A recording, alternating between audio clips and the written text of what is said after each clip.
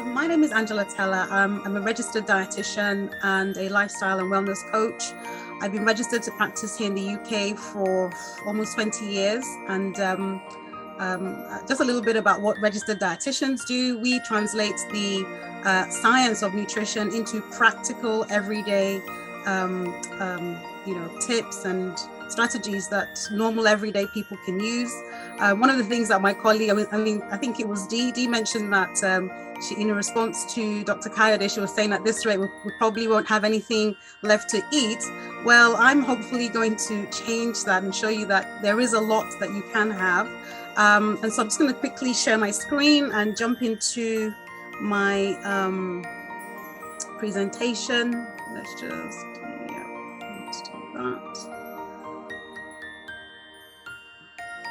Right, so I'm just going to be speaking today on, I'm going to be sharing a few nutrition and lifestyle strategies with regards to managing fibroids. And so this is sort of I just need to say this at the very beginning, just to point out that anything I say is meant to be for, general purposes. It's just information and education. It's not to diagnose or treat any conditions that people here might have. And also to point out that if any information I do provide is misused, neither myself nor my company will be held liable for that. And this is just a legal disclaimer that we have to say at the beginning of any webinar or session that we run. So just for you to have that at the back of your minds. So what's today going to look like? Well, today we're going to be looking at the aims of, what's the whole point of trying to manage fibroids? And then we'll look at nutrition strategies that you can use, and also strategies that you can also use. And then if you do have any questions, please leave them to the end of my presentation. And I understand that I can just do have a brief Q&A at the end of that. So moving on. So what's the whole point of managing fibroids? There are two key things you want to do. The first one is to relieve symptoms that a person might have or that you might have. And secondly, to prevent the growth of any existing fibroids and also the development of new fibroids. And what the studies and research show, because the information I will be providing today will be based on research. It'll be, there is an evidence base for everything that I'm sharing, and this is how dietitians like myself, we have to work. So what the evidence shows is that your nutrition and your lifestyle can definitely impact or help in terms of managing fibroids. And when they both work together, you can have a good outcome. Another key thing is that from practice, the things that work have to be simple, easy to remember, and easy to put into action. So any strategies I share with you today are going to be simple, easy to remember, and easy to put into action because they work. So jumping in very quickly into nutrition strategies, I've just shared a few. I mean, it's not exhaustive, but considering the time that we have, I've just picked a few that we can speak on. Now, the very first one I want to share is you need to up your intake of iron-rich foods. And the reason for doing this is because with fibroids, there can be a lot of heavy bleeding, and that can result in anemia. And so it's important to ensure that you're getting a good intake of iron-rich foods. So this would be things like your, dark green leafy vegetables, legumes, excuse me, pulses, eggs, those are the kinds of foods, red meat, lean red meat. Those are the kinds of foods that will help to your iron stores. Another thing to bear in mind though is depending on how heavy the bleeding is, you might need iron supplementation, but this is something for you to discuss with your doctor.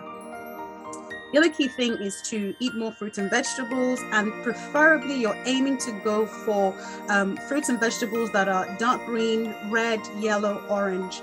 And the reason for this is because, or purple, this is because, and red, I said red actually. This is because these foods are rich in certain phytochemicals, which have antioxidant properties. And so what they do is they play a very key role in reducing inflammation. Okay, so it's really, really important. Cruciferous vegetables like broccoli, cabbage, kale, those kinds of foods, they do help to keep inflammation down in the body. And then the other key thing is to watch out for sugar. I think Dr. Kayode has touched on this already. And the whole point of watching sugar, not just actual sugar that you add to tea, for instance, or cooking, baking, for instance, it's also sugary foods and drinks. And the reason for this is because when you have too much sugar, you cause your blood sugar levels to rise.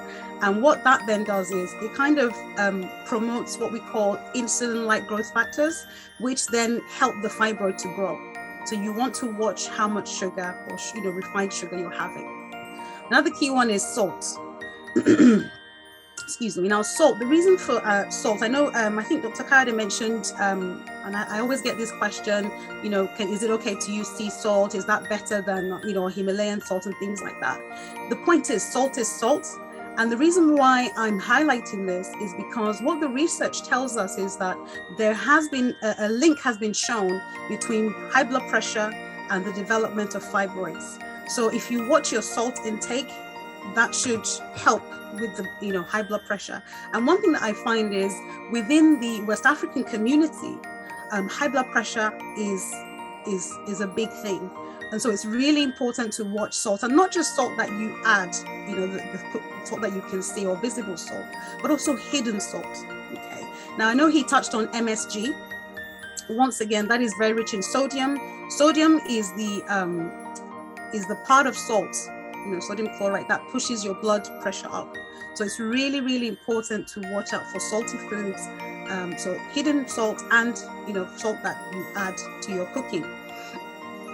And this also covers all those lovely stock cubes that we use. You need to watch out, because if you look at the label, you'll notice that the first ingredient is salt. And so that's another high salt thing that we add to our foods. Now, Dee asked a question. She said, what's the best thing to keep yourself hydrated with? Now, water. So it's really important to keep yourself hydrated, just as part of a healthy diet, a healthy, balanced lifestyle. So just staying hydrated, making sure that you're sipping throughout the day rather than just waiting till you feel thirsty. Because usually by the time you feel thirsty, you're actually dehydrated. So you want to get into the habit of just sipping throughout your day. The next thing I want to highlight is omega-3 fats, which Dr. Kayode has touched on.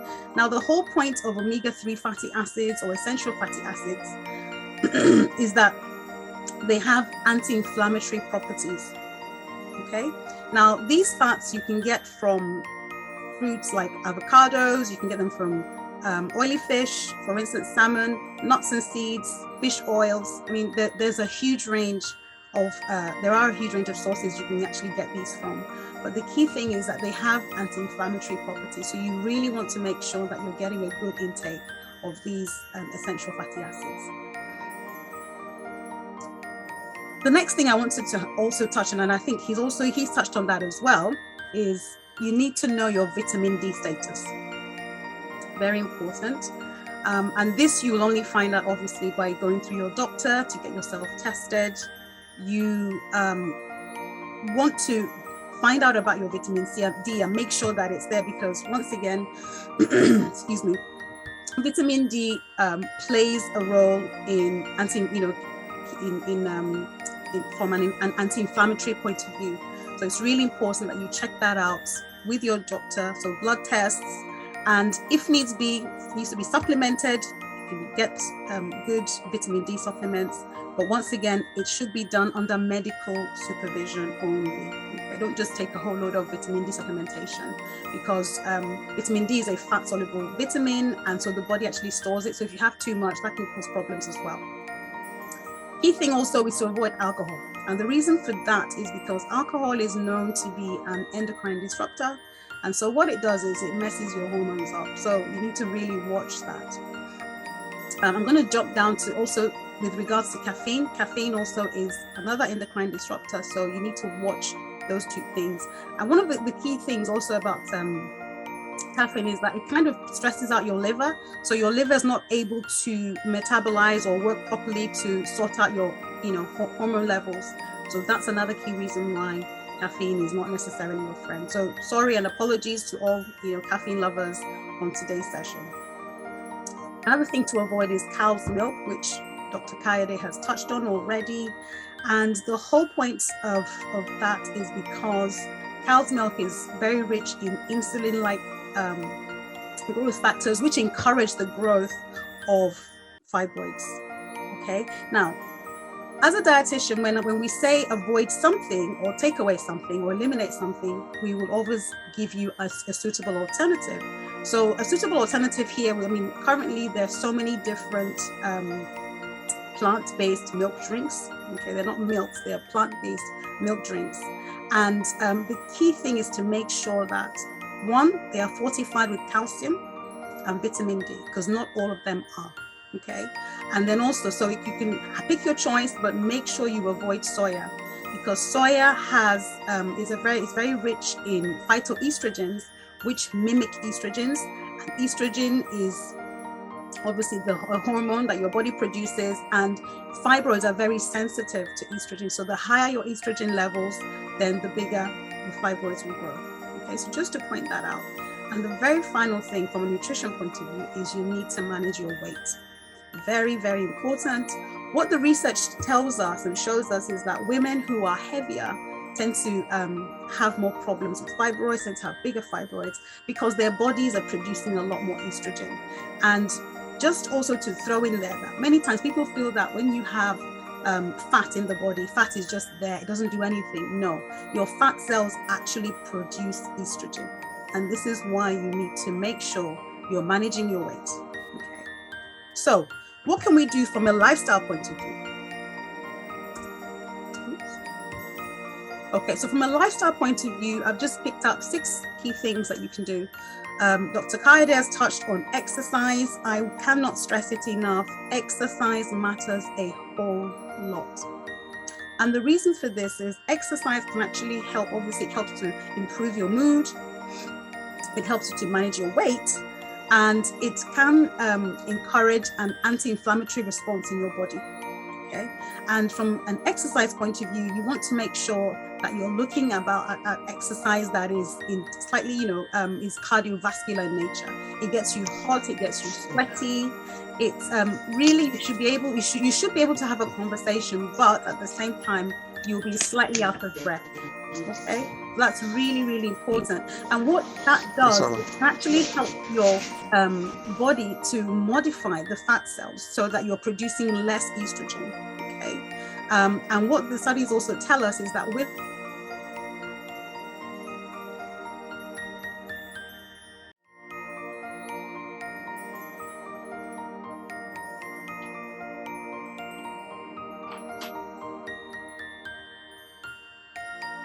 just realized that you really want and we all mute ourselves. Thank you. Someone is talking. Okay, so back to exercise. I think I was put on mute for a short while. So exercise is so important, and what the research shows is that women who exercise for at least 7 hours a week tend to have a better way of coping with fibroids and even not developing fibroids. So exercise is so key. And like Dr. Kayode was saying, it should be really part of your daily lifestyle. It should just be something that you do. Okay, so the key thing is to find what do you enjoy doing. It could be brisk walking, it could be working out. And speaking of working out, you want to try and ensure that you are including some weight resistance work, okay, to build your muscle mass, because that also matters a lot. Another key thing is to sleep well. Now, when we talk about sleep, not all sleep is equal. There's sleep and then there's quality sleep. So it's really important that we get adequate rest, particularly when on this journey with fibroids. Okay, so you're aiming for about 7 to 9 hours worth of sleep. And my advice would be, or my recommendations would be, get a good mattress, invest in the best possible mattress you can afford, and when it's bedtime, have some sort of routine to get you down, okay, into sleep. Get rid of distractions. So the world we live in, everybody has one of these. So you want to get rid of any distractions. You want to maybe dim your room. If it's the summertime, use an eye mask to sleep so that you get good quality sleep, okay? Another key thing is to stop smoking, because what smoking does to the body is it actually reduces the amount of oxygen that gets to your pelvic region, and that can actually, worsen any pains that you do get. So that's one thing. Also, the smoking is actually known to disrupt your hormones as well. So there are many reasons why you should stop smoking if you do. Okay. Another key one is to manage stress. Stress is a normal part of everyday life. It's just, that's just it. However, we need to learn to manage it. We need to be able to determine what our stressors are and put a strategy or system in place to help you manage your stress. And the reason for this is because, when we're stressed out, our body churns out cortisol, which is a hormone, and that encourages insulin resistance, and it also encourages a lot of glucose into the blood because your body is preparing to deal with the stress. So that is not helpful at all, because once again, it encourages the fibroids to grow. So it's important that we manage stress. And this is where a support system is good. If you can find a way, you must have friends or family. If you're stressed out, speak with somebody, learn to relax. And that's something that we don't tend to do as much as we should. And I think as women also, we can be very time poor, but we need to find a way to look after ourselves. It really, really matters. And in terms of getting support, have a community. I mean, this is a new community that has launched today. So knowing that you're not on the journey alone, learning from from other people, and just really learning to that it's okay to have your hand held at some point of your journey. There's nothing wrong with that. And then the final thing I'm going to share is your inner well-being. I know when you're going through difficulties, challenges, it can seem as if it's just taken over your whole world. But I really want to also encourage you to know that even in the midst of difficulty, there are always things to be thankful for. You can keep a gratitude journal, or just keep a journal and find a way to put your thoughts down, any emotions you're feeling. Speak to people. Know who your support system is. Make time to speak to them. If you just get it off your chest. They say a problem shared is a problem solved. And no man is an island is what I'm trying to say. Yeah, we need to make sure that we're looking after ourselves on the inside. It really, really matters. Always remember that you are not your issue. So you are not the fibroid issue. Yes, you might be facing a fibroid issue, but you're not the fibroid issue. It should not define who you are. Okay? It'll try to do that in some ways. However, it's for you to respond and say, well, I know I'm having this issue now, but it's not who I am. Okay. I'm also going to just very quickly mention my books, purely because I'm going to make the assumption that a lot of people on here are of West African extraction, whether from the Caribbean or, actually from the West African. Well, just to point out that I've got a couple of books out. They've been out for a while, and they look at healthy eating, healthy lifestyle from a West African perspective. If you feel that would be helpful, they're out there. You can get them from healthywestafrican.com. And as we close, I just want to finish off with a few key statements. The fact that nutrition and lifestyle does work. That's what the evidence tells us, from lots of research that has been done over the years. And a really key thing that came out, because I was listening into, obviously, previous speaker, is I know I've shared very general advice, but I think it was Alicia, there is no one size fits all. And so this is where it's important to get professional help so that you can have tailored management. Everybody's different. Everyone's lifestyle is different. Everyone likes different foods and drinks. So you want to get tailored management help. You're going to get professional help for tailored management. And finally, like I said just a few moments ago, you are not your condition. Yes, the fibroids and issues around fibroids will try to define you, but it's for you to stand up and say, no, I will not let them define me. And that's me done. Thank you very much for listening. Wow, thank you so much, Angela. That was very, very helpful and insightful.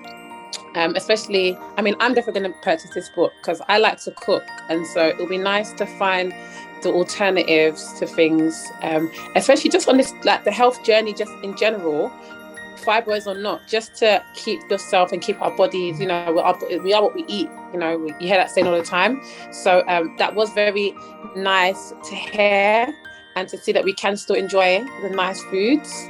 Again, cut down certain things. And one thing you mentioned as well was inner well-being, and I think that's something that should be part of like exercise. It should be part of a daily routine. Like take some time out for yourself to shut down, you put your phone down or whatever it is. And that being said, there is a WhatsApp group that FHF have, which is a nice way for you to speak or ask questions or just to talk. Like they're very much there to help as well, and they're real life people talking about real life circumstances. So even if it's not for you, maybe for a friend or someone wants to ask a question, please join the WhatsApp group, because it'll be nice to talk to people. Like I said, a problem shared, problem solved, or halved at least. So that was amazing. And yeah, thank you so much. Thank you. Has anyone got any questions for Angela before we go on to the next part of the agenda? If not, there is a form that is put in the chat that you can fill out, and the questions will get sent out to the speakers, and the FHF will get back to you guys with answers. So if you don't have any right now, I have a really quick question. Sorry, just a really no worries. Angela, for your presentation, really informative. Thank you. You mentioned about milk, and I know milk has had a bad press over the years when it comes to women's health. But recently, I've learned about the difference between A1 milk and A2 milk, and I'm just wondering if there's any case for still incorporating cow's milk, especially if it's raw cow's milk, which actually promotes a lot of probiotics and prebiotics to nourish the microbiomes and the immunity within one's body. I wonder if there's a case for cow's milk if it's A2 class rather than A1, which is raw cow's milk, which has not been manipulated by what cows eat with grains and all of those things that may not be very healthy for us. Thank you. The whole with regards to A1 and A2, they're just two different types of protein that are found in cow's milk. So A2 milk means that there's no A1 in there, and that's more to do with the way we respond to it. But in terms of cow's milk, the whole point of excluding it is purely because of the insulin-like growth factors.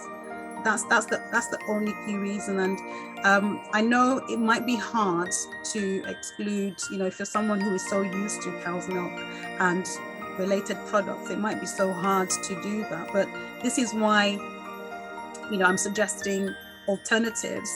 And to be fair, with the like I said, the plant-based milk drinks that are out there, they do come up, they can be just as good in terms of how much from a nutritional point of view they provide, all except obviously soya, like I've explained. Okay, so when you say milk has had bad press, well, it has, but because of the fibroid situation, there's nothing you can do about that. It's either you choose to have it or not. It's personal choice, but this is what the research is telling us. So are you suggesting we stay away from milk in the interim period?